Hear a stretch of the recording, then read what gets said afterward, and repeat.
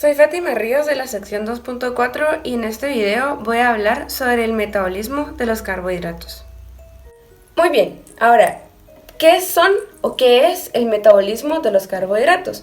Bueno, se define como metabolismo de los carbohidratos a todos los procesos bioquímicos en los que ocurre una ruptura, una formación y una conversión de estos carbohidratos dentro de los seres vivos. Es muy importante recalcar que los carbohidratos son la principal fuente para obtener energía debido a su fácil metabolismo. El carbohidrato más común es la glucosa. Es un monosacárido que es metabolizado por todos o casi todos los organismos que hasta el momento se conocen. La oxidación de 1 gramo de carbohidratos genera aproximadamente 4 kilocalorías de energía, que es menos de la mitad de lo que se genera cuando se obtiene energía de los lípidos. Ok, entonces la glicólisis es una serie de reacciones que extraen energía de la glucosa al romperla en 2 moléculas de 3 carbonos denominada piruvato.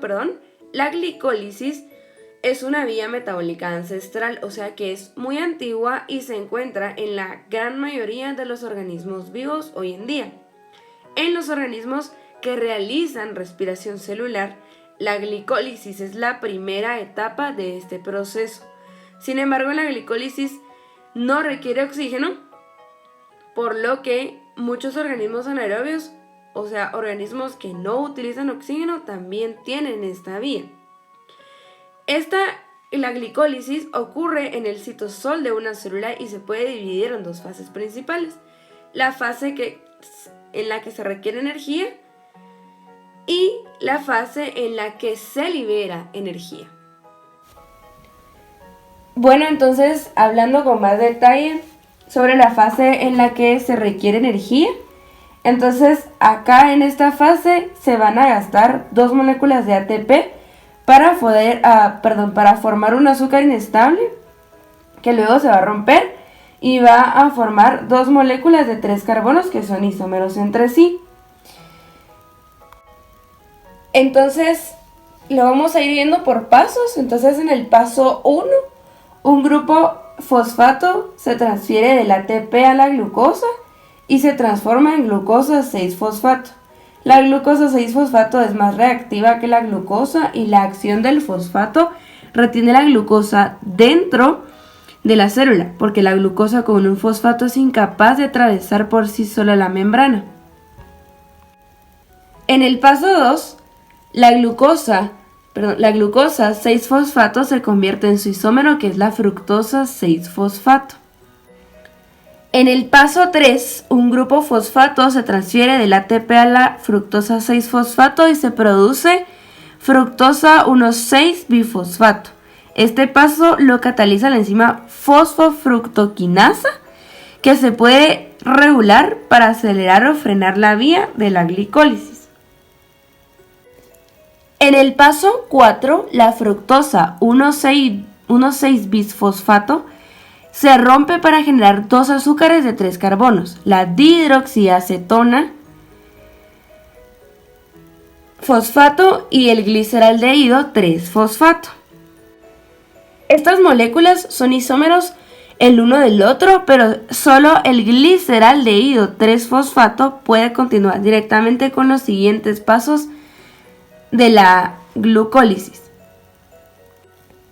Entonces, hablando con los pasos a detalle de la fase en la que se libera energía, que sería esta, es la segunda mitad de la glicólisis. Y acá los azúcares de 3 carbonos formados en la primera mitad del proceso se someten a una serie de transformaciones adicionales para convertirse al final en piruvato.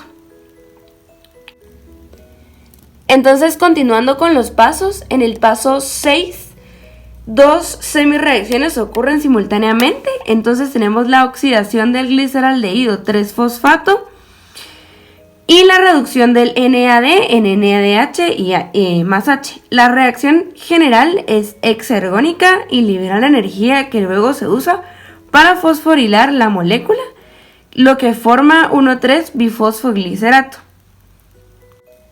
En el paso 7, este 1,3-bifosfoglicerato se va va a donar uno de sus grupos fosfato al ADP, lo va a transformar en una molécula de ATP y en el proceso se va a convertir en 3-fosfoglicerato. En el paso 8 de la glicólisis, el 3-fosfoglicerato se convierte en su isómero 2-fosfoglicerato y luego en el paso 9, este 2-fosfoglicerato va a perder una molécula de agua y se va a transformar en un fosfoenol piruvato que se abrevia PEP y es una molécula inestable que va a estar lista para perder su fosfato en el paso final de la glucólisis. El último paso, PEP dona sin dificultad su grupo fosfato a un ADP y se produce una segunda molécula de ATP. Al perder su fosfato, el PEP se convierte en piruvato, que es el producto final de la glicólisis. Ok, entonces la gluconeogénesis es la ruta que utilizan las células de los organismos no autótrofos para sintetizar moléculas de la glucosa. Constituye una ruta muy importante ya que permite suministrar glucosa a los tejidos cuando el aporte de la dieta o los niveles presentes en la sangre no son adecuados. Esta ruta comparte una serie de reacciones con la glucólisis, concretamente los pasos que son reversibles, pero presenta 3 pasos exclusivos, que son los 3 pasos opuestos a los irreversibles de la glicólisis. Continuando con el tema de gluconeogénesis, esta es una ruta que se lleva a cabo únicamente en el hígado y en la corteza renal. Ocurre principalmente en el citosol o citoplasma de la célula. Pero el primer paso de esta ruta, que es la formación de oxaloacetato a piruvato, a partir de piruvato se va a dar en el interior de la mitocondria. Entonces, las reacciones alternativas de la gluconeogénesis, entonces esta, para evitar los pasos irreversibles que se originan en la glucólisis, va a utilizar una serie de reacciones alternativas que van a ser catalizadas por enzimas diferentes. Los 3 pasos irreversibles de la glucólisis se solventan a través de las siguientes reacciones, que son termodinámicamente favorables. Entonces tenemos la primera reacción. Entonces sabemos que gluconeogénesis es al revés de glicólisis. Entonces vamos a empezar de atrás para adelante. Entonces, el segundo paso de la gluconeogénesis es la conversión de fructosa 1,6-bisfosfato en fructosa 6-fosfato. Esta es una reacción hidrolítica por la cual se va a eliminar el grupo fosfato en la posición 1 de la fructosa por acción de la enzima fructosa 1,6-bifosfatasa. En esta reacción no se va a generar ATP, sino que se va a obtener fosfato inorgánico y luego la fructosa se va a convertir en glucosa 6-fosfato por la reacción reversible que se detalló en la glicólisis. La tercera reacción va a ser la formación de glucosa a partir de glucosa 6-fosfato y esta es una reacción hidrolítica donde se va a liberar el grupo fosfato en la posición 6 de la glucosa por acción de la glucosa 6-fosfatasa. La enzima solo se va a encontrar en hígado y riñón. Tampoco en esta reacción se va a generar ATP, pero sí se va a obtener fosfato inorgánico. La glucosa originada en esta ruta se va a liberar a la sangre y así ayuda a mantener unos niveles estables de glucosa en sangre. Las enzimas que han estudiado en los últimos años en la gluconeogénesis se regulan alostéricamente por factores que muchas veces van a ser los mismos que van a regular las enzimas opuestas en la glicólisis, aunque el efecto regulador es el contrario. La regulación de dos enzimas que catalizan pasos opuestos a través de los mismos factores genera lo que se conoce como un ciclo de sustrato, y este sistema permite una coordinación muy precisa de ambas rutas, de tal manera que el mismo factor que está activando una ruta a su vez lo está inhibiendo. Entonces el control de las dos rutas es muy importante y se minimiza el gasto energético a pesar de que ambas enzimas estén funcionando al mismo tiempo. Bueno, entonces la glucogenólisis es la movilización del glucógeno en los tejidos para la degradación por fosforólisis. La glucógeno fosforilasa, que es una enzima, va a catalizar la escisión fosfolítica del glucógeno para dar glucosa 1, un fosfato. La escisión fosforílica del glucógeno es energéticamente ventajosa porque el azúcar liberado ya está fosforilado. Entonces, el piridoxal participa como cofactor en la escisión fosforílica del glucógeno, ejerciendo como catalizador ácido. Entonces, en la degradación del glucógeno o glucogenólisis se van a producir primero la fosforilación por glucógeno fosforilasa, que produce glucosa 1-fosfato, y segundo, la transferencia de varios restos de glucosa e hidrólisis de los enlaces de las ramificaciones alfa 1,6 por la enzima desramificante.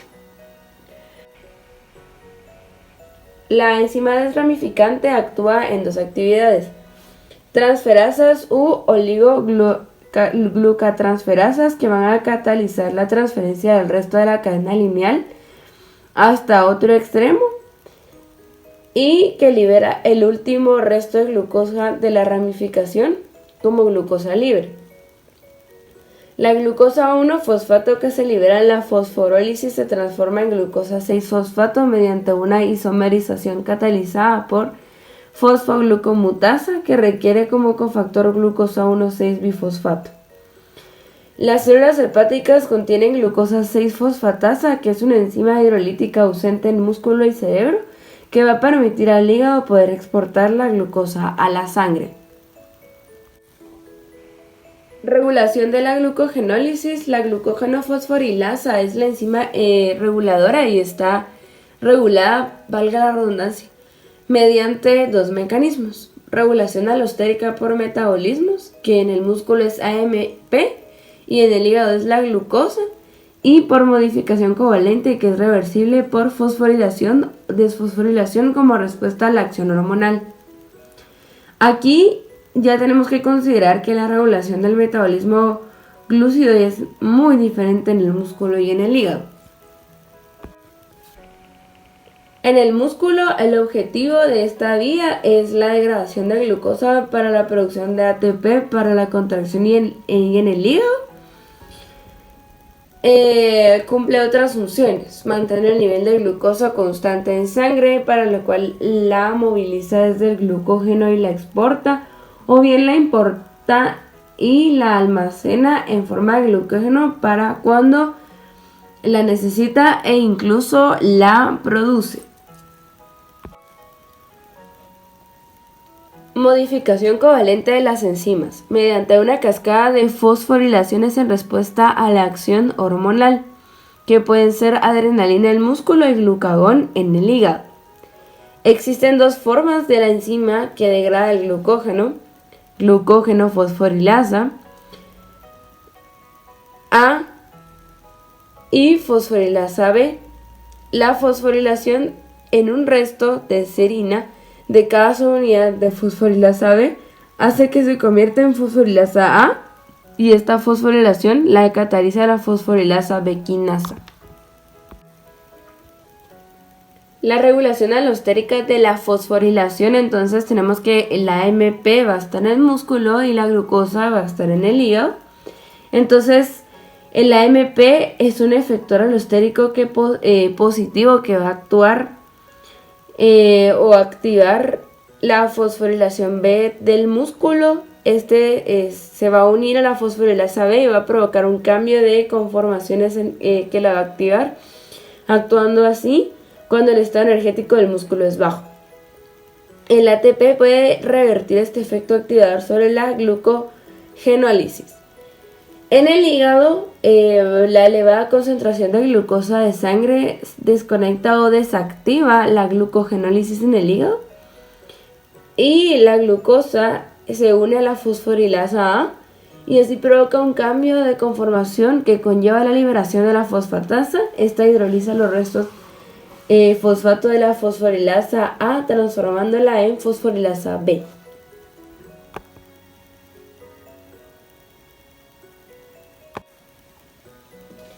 Glucogenogénesis o síntesis de glucógeno. Este glucógeno se sintetiza y se degrada por vías diferentes que van a proporcionar mayor flexibilidad para la producción de energía mediante su degradación o para el almacenamiento en su síntesis, y así mantener el control de ambas vías metabólicas.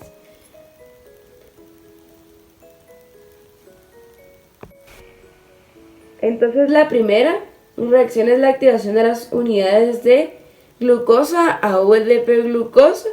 La UDP-glucosa es una forma activa de la glucosa que se forma en una reacción catalizada por la UDP-glucosa pirofosforilasa. La segunda reacción es polimerización o adición de las unidades de glucosa al glucógeno en dos pasos que se van a dar por adición y ramificación. La UDP-glucosa va a actuar como el dador de las unidades de glucosa para la síntesis del glucógeno y la transferencia de glucosa desde la UDP-glucosa a una cadena de glucógeno en crecimiento se cataliza por la glucógeno-sintasa. La actividad de la enzima glucógeno-sintasa es regulada por modificación covalente en respuesta a la acción hormonal. La glucógeno-sintasa A va a activar la glucógeno-sintasa A es inactiva por fosforilación en un residuo específico de serina glucógeno-sintasa B, también llamada D, por ser dependiente de la glucosa 6-fosfato. La glucógeno-sintasa A también se llama I. De forma coordinada, la acción hormonal promueve las cascadas de fosforilaciones que afectan a las enzimas reguladoras que catalizan la degradación y la síntesis de glucógeno. La producción de AMPC promueve simultáneamente la activación de glucogenólisis y la inhibición de la gluconeogénesis. La adrenalina y el glucagón se unen a su receptor y provocan la activación de la adenilato ciclasa, que cataliza la formación de AMPC a partir de ATP. El AMPC activa la proteína quinasa y se desencadena la cascada de fosforilaciones. La proteína quinasa cataliza la fosforilación de la fosforilasa B quinasa. La fosforilasa B quinasa P fosforila la fosforilasa B hasta la fosforilasa A, que desactiva y degrada el glucógeno. La fosforilación de la glucógeno fosforilasa promueve activación y desencadena la degradación del glucógeno. La proteína quinasa cataliza también la fosforilación de la glucógeno sintasa, haciéndola inactiva para la síntesis. La fosforilación de la glucógeno sintasa promueve su inactivación y detiene la síntesis del mismo. Como respuesta a la acción hormonal, el AMPC formado controla mediante la activación de la proteína quinasa y una cascada de fosforilaciones la síntesis y degradación del glucógeno de forma coordinada. Ok, ahora ruta de pentosas fosfato. Ok, entonces la ruta de las pentosas fosfato. Esta vía ocurre en el citoplasma, es una fuente de NADPH y ribosa 5-fosfato para biosíntesis de ácidos nucleicos. Tiene una fase oxidativa en la que se genera NADPH y una fase no oxidativa, que es una interconversión no oxidativa de azúcares. La fase oxidativa se pasa de una hexosa a una pentosa y consiste en dos oxidaciones que convierten la glucosa 6-fosfato en ribulosa 5-fosfato y reducen el NADP a NADPH. Ok, entonces en la fase oxidativa de la ruta de las pentosas fosfato tenemos que vamos a pasar de una hexosa a una pentosa, y para esto se van a hacer dos reacciones en las que se va a convertir glucosa 6-fosfato a ribulosa 5-fosfato. Se va a reducir el NADP en NADPH. La principal enzima que vamos a utilizar es la glucosa 6-fosfato deshidrogenasa. La segunda enzima es la fosfogluconatasa, que va a formar el 6-fosfogluconato. La tercera enzima y la última es la 6-fosfogluconato deshidrogenasa, que va a formar la ribulosa 5-fosfato. Ok, entonces ahora en la fase no oxidativa, esta comprende pasos que convierten pentosas fosfato en glucosa 6-fosfato y a partir de la cual se va a iniciar el ciclo de nuevo. En esta rama, existen 4 tipos de reacciones. La primera va a ser una fosfopentosa isomerasa, que va a convertir una cetosa, o sea la ribulosa, en una aldosa, o sea en ribosa. La otra va a ser fosfopentosa epimerasa, que convierte ribulosa en xilulosa. La transaldolasa, transfiere unidades de 3 carbonos, y la transacetolasa transfiere unidades de 2 carbonos. En esta fase se van a utilizar 3 ribulosas 5-fosfato para formar 2 fructosas 6-fosfato y un gliceraldehído 3-fosfato. Todas las reacciones de la rama no oxidativa pueden ocurrir en sentido contrario porque son próximas al equilibrio. La entrada de glucosa en la ruta de las pentosas fosfato se controla por la concentración celular de NADPH, que es un inhibidor muy fuerte de la glucosa 6-fosfato deshidrogenasa. Como en la síntesis de glucosa 6-fosfato deshidrogenasa se va a inducir por el incremento de la ratio insulina-glucagón después de una comida con alto contenido en carbohidratos, y esto es fundamental para la síntesis de ácidos grasos. Complejo piruvato deshidrogenasa. Al final de la glicólisis nos quedan 2 moléculas de piruvato a las que todavía se les puede extraer mucha energía. La oxidación del piruvato es el siguiente paso en la recolección de energía restante en forma de ATP, aunque no se genera ATP directamente durante este proceso. El piruvato se produce durante la glicólisis en el citoplasma, pero la oxidación del piruvato ocurre en la matriz mitocondrial. Por lo tanto, antes de que comiencen las reacciones, el piruvato debe entrar a la mitocondria atravesando su membrana para llegar a la matriz. Y en la matriz el piruvato se va a modificar en una serie de 3 pasos. En el primer paso se va a cortar el grupo carboxilo del piruvato y se va a liberar como una molécula de dióxido de carbono. El resultado es una molécula de 2 carbonos. En el paso 2, la molécula de carbono del paso 1 se oxida. Los electrones que se pierden en la oxidación son captados por NAD y se forma NADH. Y en el paso 3, la molécula de 2 carbonos oxidada se une a la coenzima A, que sería CoA, una molécula orgánica derivada de la vitamina B5, y se forma el acetil-CoA. El acetil-CoA a veces se clasifica como una molécula acarreadora, cuya función aquí es transportar el grupo acetilo hacia el ciclo del ácido cítrico o el ciclo de Krebs. Entonces todos estos pasos los realiza un enorme complejo enzimático que se llama complejo piruvato deshidrogenasa. el cual consiste en 3 enzimas interconectadas e incluye más de 60 subunidades. En varias etapas, los intermediarios de la reacción forman verdaderos enlaces covalentes con el complejo enzimático o más específicamente con los cofactores. El complejo piruvato deshidrogenasa es un blanco muy importante de regulación, puesto que controla la cantidad de acetil-CoA que entra al ciclo de Krebs o ciclo del ácido cítrico. Ciclo de Krebs.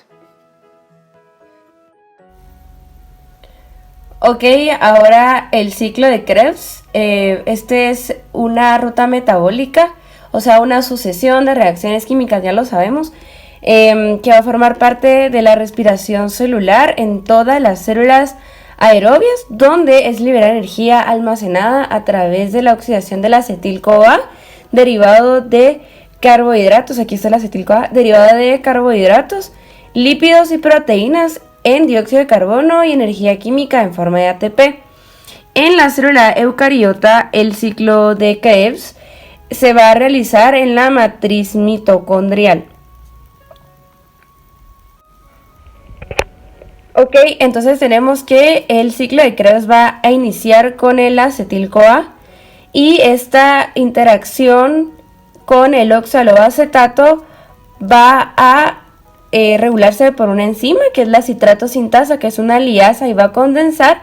Entonces se va a hacer una molécula de 6 carbonos que es el citrato. En la segunda reacción es una reacción de isomerización, entonces la enzima que la regula, es la aconitasa. Esta enzima le va a dar vuelta al citrato y lo va a volver el isocitrato. Es la única enzima que hace esta reacción. Y como solo es el isómero del citrato, entonces siguen siendo los mismos 6 carbonos. En la tercera reacción, que es una reacción reguladora de deshidrogenación, entonces sobre el isocitrato va a actuar la enzima isocitrato deshidrogenasa que tenemos acá. En esta reacción se va a producir NADH y luego se va a ir a cadena transportadora. En la misma se va a producir la cuarta reacción, que es descarboxilación. La molécula de 6 carbonos, que es un ácido tricarboxílico, pierde uno de estos ácidos carboxílicos y quedan 5 y 2 grupos carboxilo. Entonces va a quedar un diácido que es el alfa-cetoglutarato. Después de esto, el ciclo necesita una reactivación y se va a incorporar de nuevo la coenzima A. La última reacción reguladora de ciclo de Krebs lo va a hacer la enzima alfa-cetoglutarato deshidrogenasa. Esta es una reacción de descarboxilación en la que se va a eliminar 2 moléculas de dióxido de carbono, con lo que vamos a producir succinil-CoA, entonces tenemos que el ciclo de Krebs se va a dividir en 2 fases, en una fase de deshidrogenación y descarboxilación, que la tenemos desde acá hasta acá, y la segunda fase es la regeneración de oxaloacetato por medio de deshidrogenaciones, que es esta mitad de acá.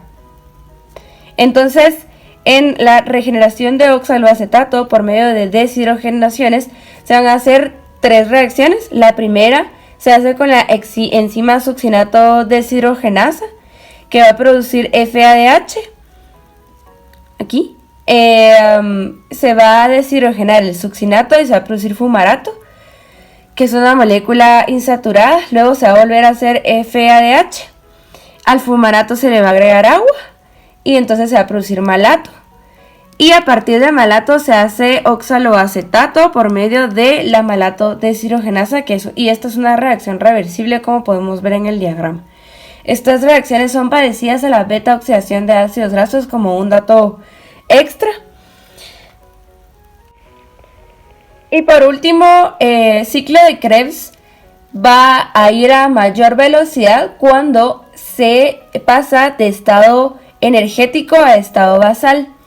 Por ejemplo, cuando dejamos de hacer ejercicio.